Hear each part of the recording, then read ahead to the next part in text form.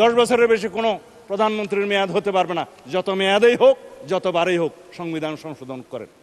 মনে করছিলাম বিরোধী দল থেকে হাততালি পাবো। প্রধানমন্ত্রী একই সাথে লিডার অব দি হাউস হতে পারবেন কি পারবেন না প্রশ্ন উঠছে, দলীয় প্রধান হতে পারবে কি পারবে না প্রশ্ন উঠছে। দফা 15 এই জুলাই জাতীয় সনদের এখানে কিছু কিছু নোট অফ ডিসেন্ট দিয়েছে। আমি ধন্যবাদ জানাই আজকের সংসদ নেতা মাননীয় প্রধানমন্ত্রী জনাব তারেক রহমানকে। তিনি সরাসরি নির্দেশনা দিয়েছিলেন প্রধানমন্ত্রীর মেয়াদ 10 বছরের বেশি হতে পারবে না। যদিও গভর্নমেন্ট ইন ওয়েটিং হিসাবে তিনি জানতেন বাংলাদেশের জনগণ দেশনেত্রী বেগম খালেদা জিয়া তখন জীবিত, হয় তাকে অথবা কোনো কিছু হলে তার অবর্তমানে আমাদের নেতা জনাব তারেক রহমানকে প্রধানমন্ত্রী এই দেশের মানুষ বানাবেন।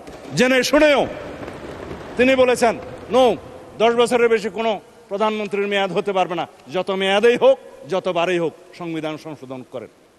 আমি প্রস্তাব দিয়েছিলাম ঐকমত্য কমিশনে, সবাই রাজি হয়েছে, কোনো নোট অফ ডিসেন্ট নাই। কেননা আমরা চাই না ব্যক্তিতান্ত্রিক স্বৈরতান্ত্রিকতা, দলতান্ত্রিক স্বৈরতান্ত্রিকতা, এখন আয়কতান্ত্রিক রাষ্ট্র ব্যবস্থা বা একদলীয় রাষ্ট্র ব্যবস্থার এবং পার্লামেন্টারি স্বৈরাচারের কোনোদিন আর উৎপাত না হোক, উৎপত্তি না হোক, এখানেই শেষ। সেটাকে আপনারা প্রশংসা করবেন না, আমি মনে করছিলাম বিরোধী দল থেকে হাততালি পাবো। একবার তো দিবেন, টেবিল চাপড়ায় দেন।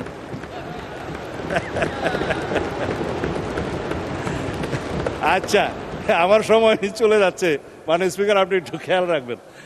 প্রধানমন্ত্রী একই সাথে লিডার অব দি হাউস হতে পারবেন কি পারবেন না প্রশ্ন উঠছে, দলীয় প্রধান হতে পারবে কি পারবে না প্রশ্ন উঠছে। দফা 15 এই জুলাই জাতীয় সনদের এখানে কিছু কিছু নোট অফ ডিসেন্ট দিয়েছে। তো এখানে আমার মনে হয় আমরা যেটা দিয়েছি যে প্রধানমন্ত্রী ট্রেডিশন মাফিক, এটা decorative, leader of the house, এটা কোনো মন্ত্রিত্ব না, হাউসকে লিড করতে হয়, ডিসিশন দিতে হয়, সেটা থাকতে পারে। জামাত ইসলামের বন্ধুরা বলছিলেন হ্যাঁ এটা বোধহয় থাকা যায়, তবে দলীয় প্রধান বোধহয়, আমরা বললাম যে দলীয় প্রধান থাকলে পৃথিবীর বিভিন্ন দেশে ডেমোক্রেটিক প্র্যাকটিস, শুধুমাত্র দলীয় প্রধান হওয়ার কারণে কি তার প্রধানমন্ত্রিত্ব হওয়াটা হরণ করা যায়? সেটা তার ডেমোক্রেটিক রাইট। সুতরাং আমরা বলেছি দলীয় প্রধান প্রধানমন্ত্রী হবেন কি হবেন না সেইটা তার রাইট, তার ডেমোক্রেসির উপর, গণতান্ত্রিক অধিকারের উপর হস্তক্ষেপ করা যাবে না। সুতরাং আমরা নোট অফ ডিসেন্ট দিয়েছি।